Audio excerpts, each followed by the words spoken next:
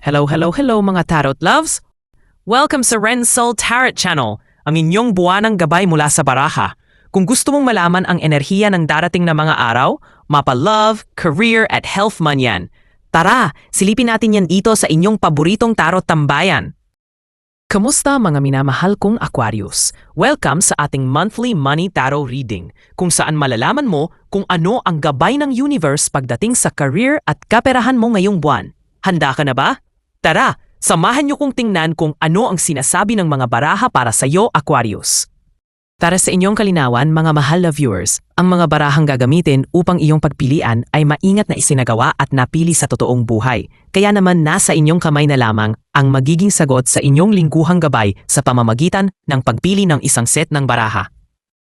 Bago ka pumili ng baraha, huminga ka muna ng malalim. I-relax ang iyong isipan at damdamin. I-focus ang atensyon mo sa tanong, intensyon o bagay na gusto mong malinawan.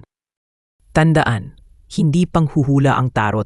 Isa itong paraan ng universe upang mas makilala mo ang iyong sarili at ang daang tinatahak mo. Pero bago iyan, maglaan muna tayo ng maiksing dasal bago ka pumili ng iyong baraha. Universe, gabayan mo kami sa pagpili ng baraha ngayon. Ipaabot mo sana ang tamang mensahe, ang kailangan naming marinig sa oras na ito. Buksan ang aming mga puso at isip para sa liwanag, clarity at good vibes. Salamat sa guidance at positive energy.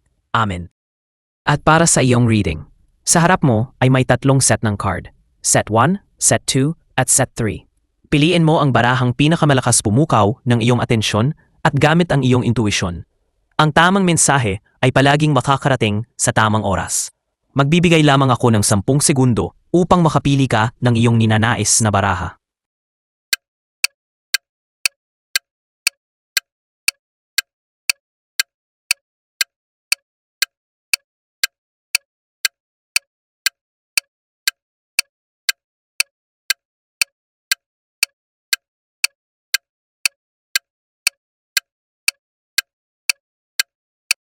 Mula sa puntong ito ay marahil nakapili ka na ng iyong ninanais na card.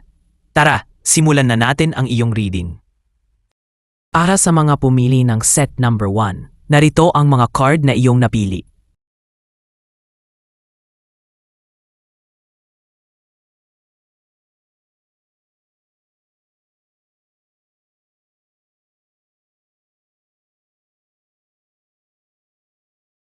The Queen of Cups.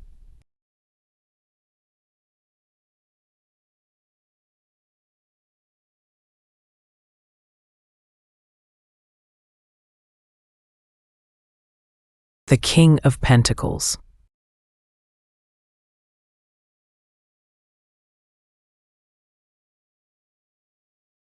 The Five of Pentacles.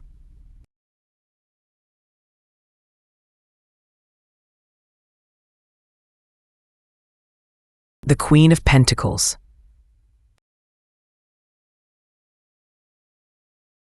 Aquarius. Lumabas ang isang napaka-interesting combination ng cards para sa iyong pananalapi ngayon. Pinapakita nito sa akin ang istorya ng isang taong may puso, may pangarap, ngunit dumaan sa panahong kinapos. At ngayon, unti-unting bumabangon at nagkakaroon ng kontrol sa kanyang yaman. Aquarius, ang Queen of Cups ang unang nagpakita. Siya ay simbolo ng emosyonal na katalinuhan. Isang taong marunong makiramdam, makinig at magdesisyon base sa puso, hindi lang sa numero ha. Sa usaping pera, ikaw ngayon ay pinapaalalahanan ng universe na pakinggan ang iyong inner voice. Maaaring may bahagi sa iyo ngayon na hindi na kontento sa simpleng kita lang, kundi gusto mong mahanap ang fulfillment sa ginagawa mo. Maaaring tanong mo, masaya pa ba ako sa trabaho kong ito? Worth it pa ba ang pagod? Minsan, ang intusyon mo, Aquarius, ay mas tama pa. At dito na papasok ang King of Pentacles. Ang King of Pentacles, Aquarius, ay larawan ng tunay na tagumpay sa materyal na mundo. Siya ay hari ng kayamanan, practicality at disiplina. Ito ay isang paalala sa iyo, Aquarius, na may kakayahan kang yumaman, pero hindi ito basta lang dahil sa swerte. Ito ay dahil matatag ka sa diskarte, consistent at marunong magpundar. May mga oportunidad sa paligid mo na nangangailangan ng pagiging praktikal at kung minsan, paglalagay ng emosyon sa tabi para lang makafocus sa goals. Ibig sabihin Aquarius, kung pagsasamahin mo ang puso at utak, ang emosyonal na talino ng Queen of Cups at ang practical leadership ng King of Pentacles, hindi imposibleng makaahon ka sa kahit na anong kakulangan. Pero hindi natin pwedeng baliwalain ang Five of Pentacles, Aquarius. Isa ito sa mga pinakamabigat na baraha pagdating sa usaping pinansyal. May dalawang tao na naglalakad sa snow, mukhang iniwan, at nasa labas ng isang simbahan. Ang simbolismong ito ay paghihirap, isolation, o pakiramdam na kulang. Kahit minsan ay hindi naman literal na wala kang pera, Aquarius. Maaring dahil ikaw ay takot na mawalan, trauma ng dating kakulangan, o pakiramdam na hindi ka sapat. Pero tandaan mo, Aquarius, may ilaw sa loob ng simbahan. Laging may tulong, pero minsan hindi lang natin ito napapansin dahil sa bigat ng dinadala natin. At narito ang huling baraha mo, Aquarius, ang Queen of Pentacles, ang reyna ng yaman, ng bahay, ng nurturing abundance.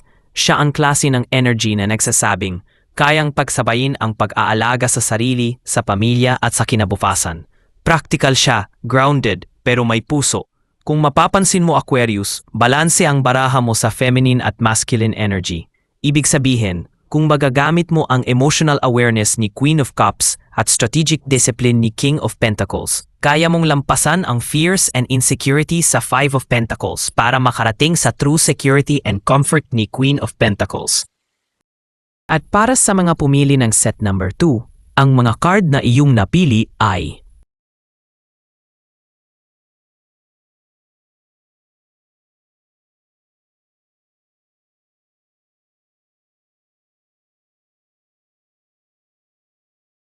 the Eight of Pentacles,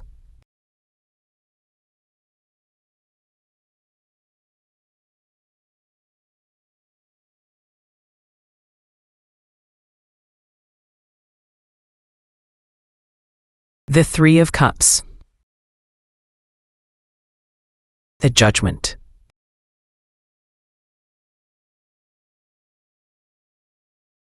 the Five of Cups,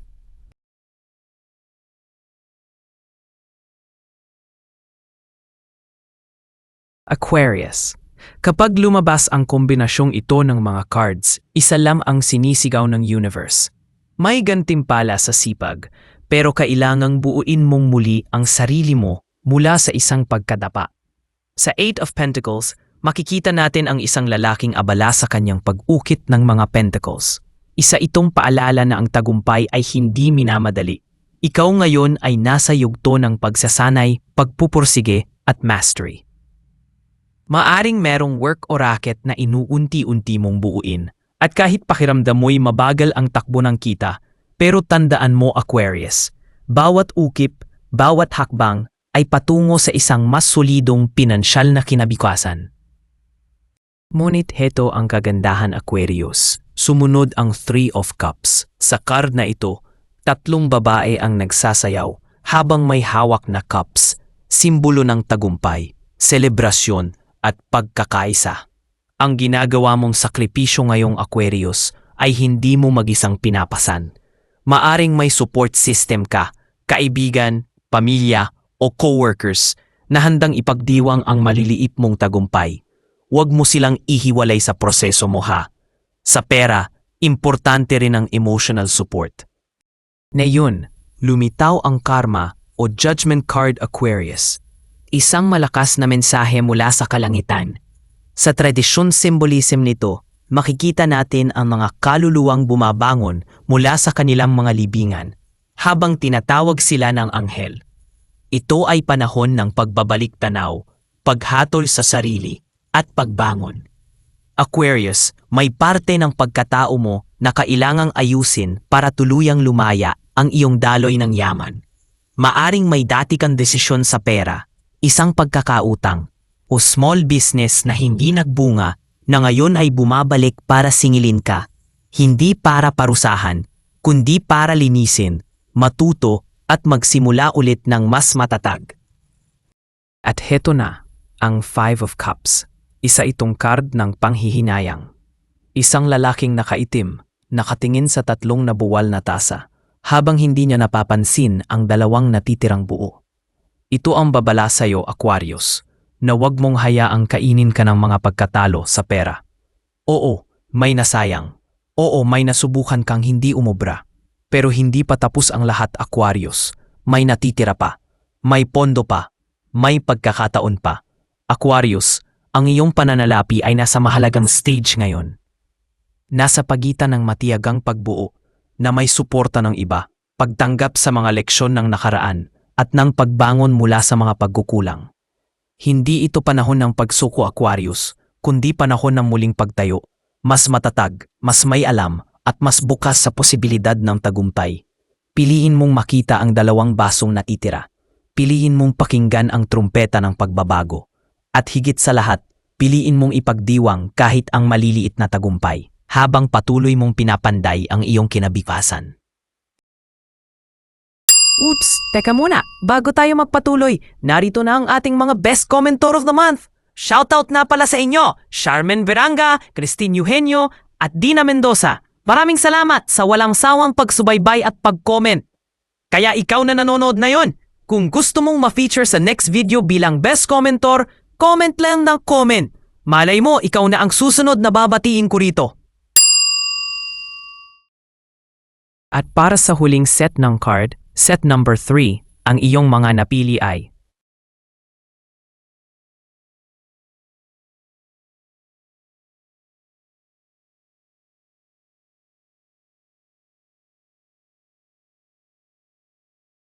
the Queen of Wands,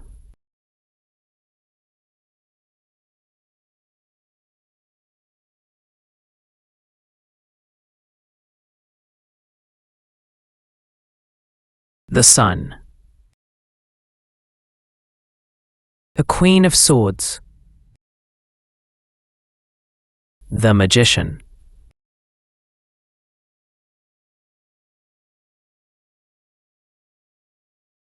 at sa harap mo ngayon, Aquarius, 4 na makapangyarihang card ang lumitaw.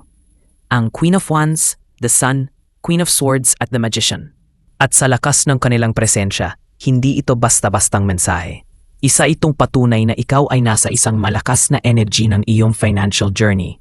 At oo, ito ay pabor sa iyo. Sa gitna ng lahat, Aquarius, ang Queen of Wands ay nagsasalita ng karisma at leadership. Isa siyang reyna na hawak ang kanyang wand, nakaupo sa trono na may mga sunflower, simbolo ng sigla, liwanag at tagumpay. Ibig sabihin nito, Aquarius, meron kang likas na kakayahang magpukaw ng inspirasyon sa iba pagdating sa pera, kung ito man ay sa business, freelancing, o kahit sa creative pursuits. Nakikita ko rito na kapag ginamit mo ang iyong passion bilang puhunan, magbubunga ito ng higit pa sa inaakala mo. Kasunod naman niya, ang The Sun, isa sa pinakamasayang baraha sa buong tarot deck. Isang babaeng nakasakay sa puting kabayo, may araw na sumisikat sa likod at mga sunflower sa paligid. Napansin mo ba, Aquarius? Ang araw at ang sunflower ay parehong lumitaw din sa Queen of Wands. Ibig sabihin nito, doble ang liwanag, doble ang clarity at abundance na parating. Aquarius, panahon na para tumaya ka sa sarili mo. Kapag ikaw ay lumabas mula sa anino ng pag-aalinlangan, lahat ng matay liliwanag sa kung anong kaya mong gawin. Darating ang oportunidad at hindi ito aksidente, kundi resulta ng lahat ng itinanimong sipag noon. Ngunit hindi lang puso at passion ang kuhunan mo, Aquarius. Lumitaw din ang Queen of Swords, reyna ng karunungan at katotohanan. Siya ang tipo ng leader na pinagahalo ang puso at utak. Sa kanyang kamay, hawak niya ang espada ng katwiran. Ang mga desisyon mo ngayon sa pera, pag-i-invest, pakikipag-deal o pag-budget, kailangan ng malinaw na isip at matalas na paningin. Huwag basta-basta magpadala sa emosyon. Gamitin mo ang iyong intelligence at intuition ng sabay. At sa dulo, narito ang The Magician. Hindi ito basta magic. Ito'y tungkol sa kapangyarihang nasa iyong kamay na matagal mo ng taglay. Sa mesa ng magician ay naroroon ang lahat ng elemento, apoy, tubig, hangin at lupa. Ang ibig sabihin, lahat ng resources mo connections, skills at ideas ay sapat na para lumikha ng kayamanan kung papaano mo ito gugustuhin. Nasa iyo ang kapangyarihan upang i-manifest ang isang bagong financial reality. At ayan na nga Aquarius, ang iyong tarot money reading para sa mga araw na ito. Sana'y nakatulong ito upang bigyan ka ng gabay at inspirasyon sa mga darating na araw. Tandaan, ikaw pa rin ang may hawak ng iyong kapalaran. Gamitin mo ang mga mensaheng ito bilang ilaw sa iyong landas. Kung nakaresonate sa iyo ang reading na ito, huwag kalimutang i-like, i-share, mag-subscribe at i-click ang notification bell para sa mga susunod pang readings. Muli, ito ang Ren Soul Tarot Channel. Maraming salamat sa panonood at magkita-kita tayo muli sa susunod na readings. Ingat ka palagi Aquarius!